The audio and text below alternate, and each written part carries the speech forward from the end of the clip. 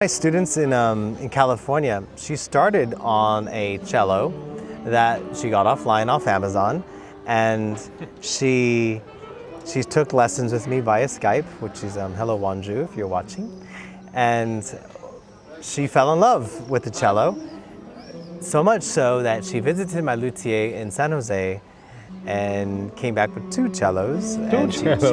She bought a German-made cello, a Deutsche.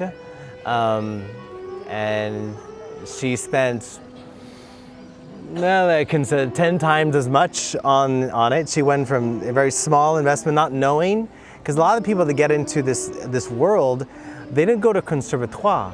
They didn't grow up with music. They just a lot of people who watch this video right now love cello just because they love the sound of it. Mm-hmm. Sometimes they watch my videos, they watch other people on YouTube, and they're inspired by this wonderful, very personal world that the string music is, and they want to be part of that.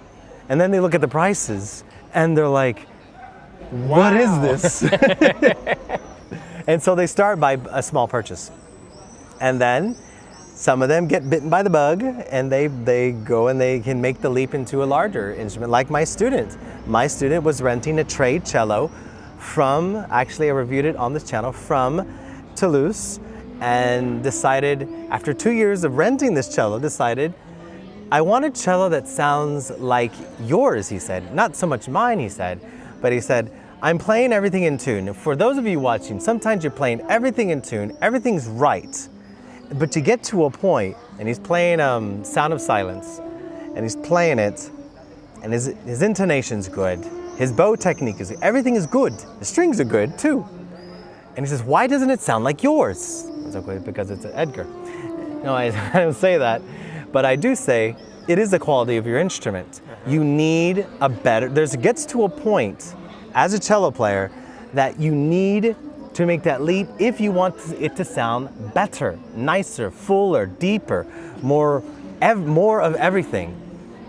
And so I got in contact with Edgar, with you, and well, now he has your cello, and the moment he placed it on his sternum and he played the C and the G, it filled. But you have to, as a musician, you have to give yourself the time to arrive at that point that you are able to create and get out this.